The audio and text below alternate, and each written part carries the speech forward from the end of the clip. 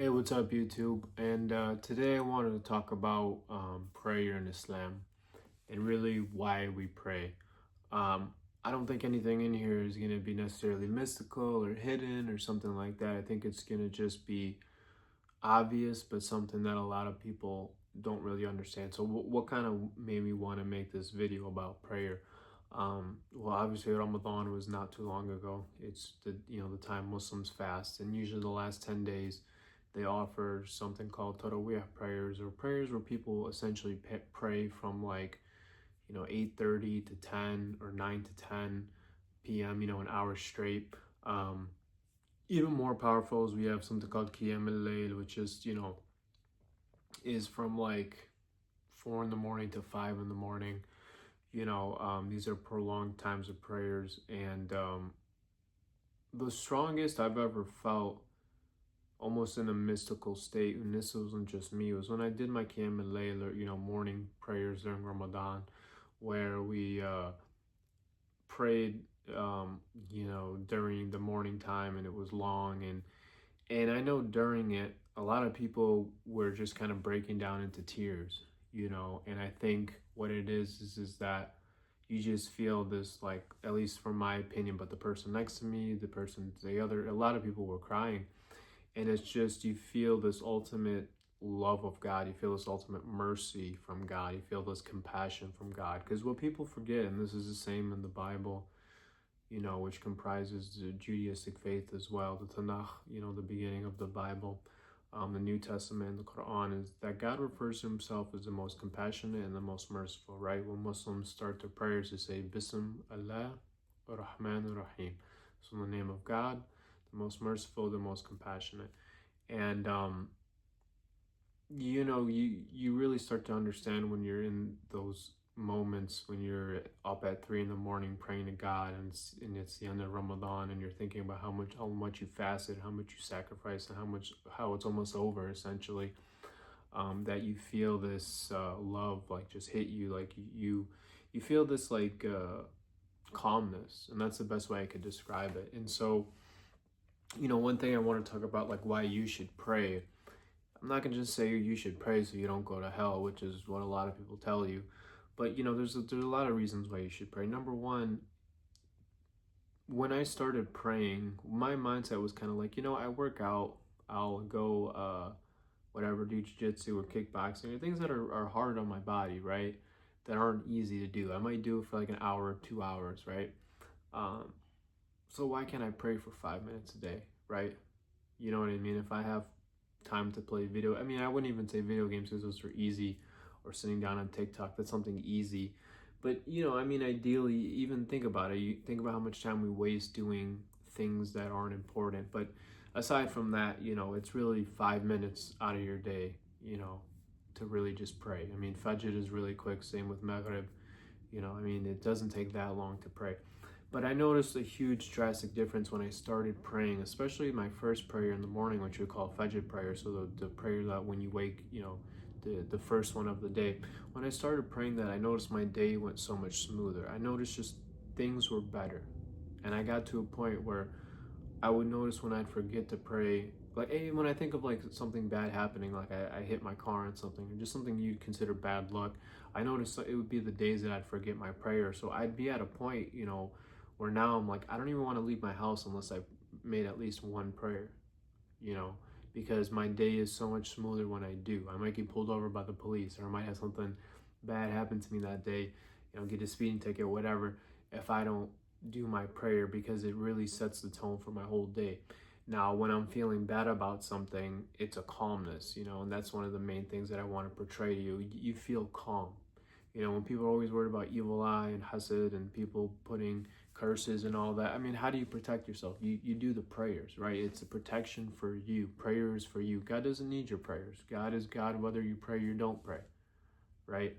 Your prayer is a time to get close to your Creator and ask Him what you want. What people do is when they're in the prostration or sujood is, there's a hadith that the Prophet Muhammad, peace be upon him, when he'd be in that prostration position for, a really long time, people might have thought something was wrong with him. Sometimes people would like shake him to think he's okay, but he would be asking individual prayers. You'd be making dua. So you'd be saying, God, please, whatever you want to ask for. God, please enhance my business. Give me a beautiful wife. Whatever you want. You can ask for whatever you want. There's no limits on what you can and can't ask for. So we all have things that we're going through. So in that period of time, your prayer is a really good time to ask God for what you want. So it's positive because you're connecting with your creator. There's nothing wrong with asking God for something because, you understand he's the one that gives and takes away. And so, the points I wanted to touch base on, I think I already did, is protection from just negative things happening in your life when you pray.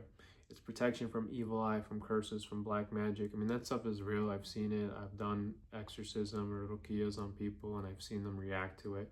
I mean, that stuff is out there, okay? It's protecting you from that. You're feeling calmness. When you have so much going on in your life, and people always talk about meditating and how it's good for you psychologically, and that all the studies are talking about. I mean, prayer is a form of meditation. Meditation can mean a lot of different things, right? It just kind of means setting yourself away from things. There is something about, how we prepare for prayer. We're supposed to be in a cleansed state, doing dua, or doing wudu, when you cleanse yourself. There's something about putting water over your face. Spiritually, water has a lot of,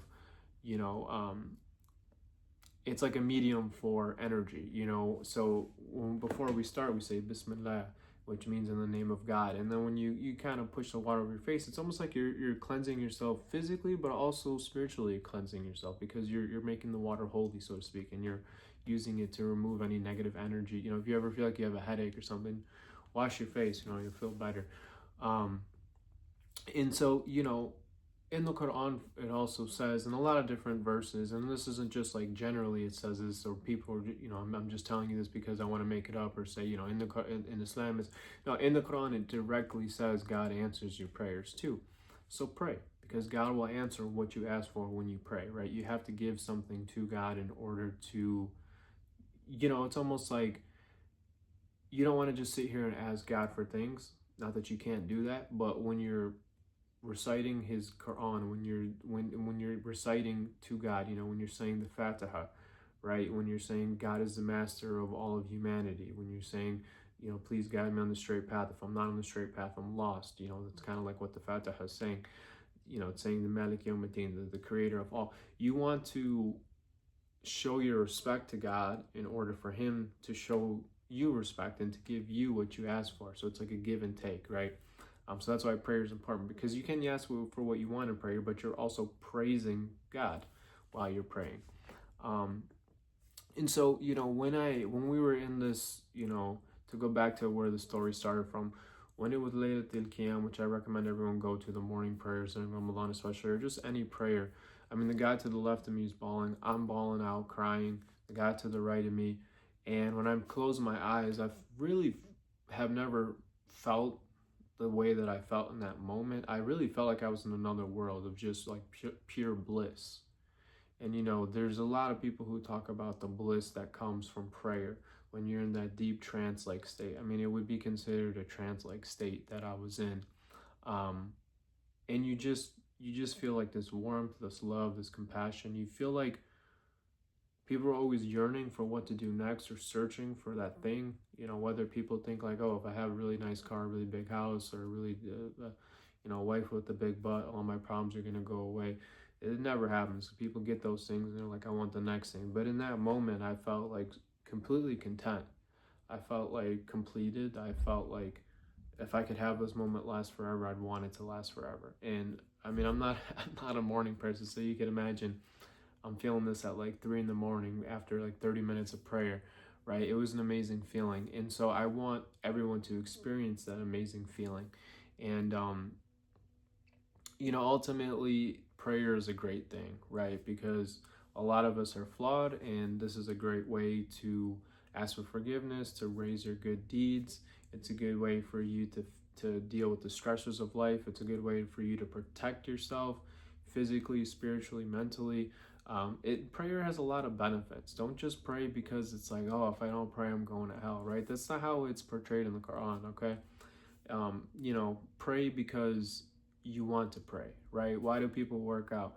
If people don't work out because, if they don't work out, they might die. I mean, yeah, some people work out because they want to, be healthy, but a lot of people work out because they want to look good, right? And so it's the same thing with prayer. If you want your life to be good, then pray. Okay, so it's that simple. Okay, so thank you for watching, and please pray. Do it for yourself, right? God doesn't need your prayers. God's going to still be God whether you pray or not, so do it for yourself.